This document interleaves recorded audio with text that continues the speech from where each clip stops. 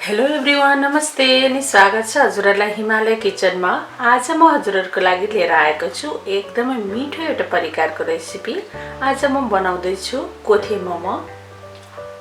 ल अब यसको लागि मैले यहाँ प्यानमा एक ठूलो चम्चा तेल तताउन बसाएको छु र हाम्रो तेल चाहिँ अब ताति पनि सकेको छ। मैले यहाँ 9 वटा पिस भेज मोमोलाई लिएको छु। यो चाहिँ मैले आफैले बनाएर लिएको हुँ र यो चाहिँ मैले स्टिम गरेको छैन। अब यसलाई म प्यानमा नै पकाउँछु र मैले राखे मोमो। हजुरहरुले यो मोमो कसरी बनाउने भन्नुहुन्छ भने मैले पहिला नै चिकन मोमो र भेज मोमो बनाएको भिडियोहरु च्यानलमा राखिसकेको छु। त्यसको लिंक म डिस्क्रिप्सन बक्समा राख्ने छु, हजुरहरुले चेक गर्न सक्नुहुन्छ। यहाँ चाहिँ घिउ पनि लिन सक्नुहुन्छ हजुरहरुले तेलको ठाउँमा।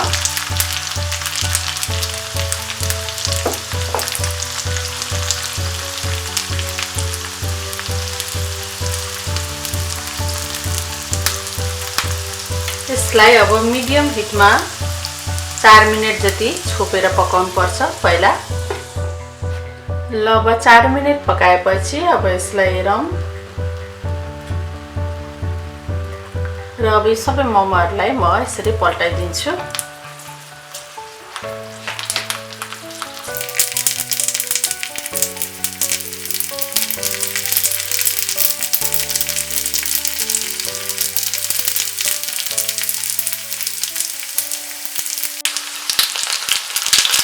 अब यसरी पल्टाएर फेरि छोपेर यसलाई 2 मिनेट जति पकाउनु पर्छ र 2 मिनेट पकाएपछि अब यसलाई फेरि म हेर्दै छु।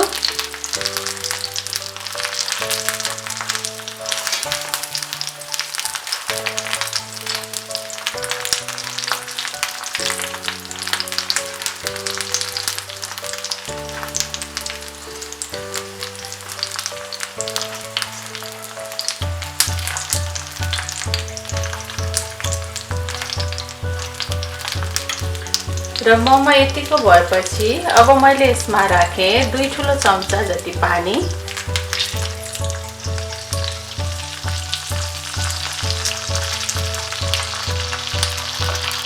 र अब पानी राखेर अरु 5 मिनेट यसलाई हामी पकाउने छौं।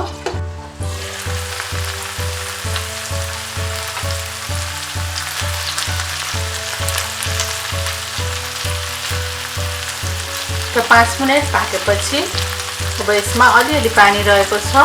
अरु 1-2 मिनेट जति यसलाई नछोपिकन पकाएर यसमा रहेको पानी सुक्न दिने।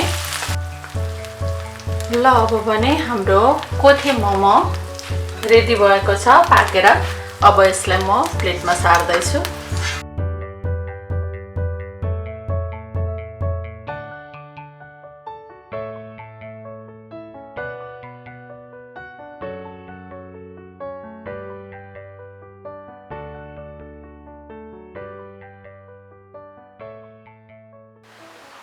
ल एकदमै मिठो भेज कोथे मोमो अब खानको लागि रेडी भएको छ। मैले चाहिँ यसलाई पिरो अचारसँग यसरी सर्भ गरेको छु। हजुरहरु पनि यसलाई ट्राई गर्नु होला, मिठो हुन्छ, एकदमै मिठो बन्छ यो। हस् त यो मिठो कोथे मोमोको रेसिपी हजुरहरुलाई राम्रो लाग्यो भने हाम्रो भिडियोलाई लाइक, कमेन्ट, शेयर गरिदिनु होला। साथै यस्तै रेसिपीहरुको लागि हाम्रो च्यानललाई सब्स्क्राइब पनि गरिदिनु होला। सब्स्क्राइब गरिसकेपछि नजिकै रहेको नोटिफिकेसन बेललाई पनि अवश्य पनि क्लिक गरिदिनु होला।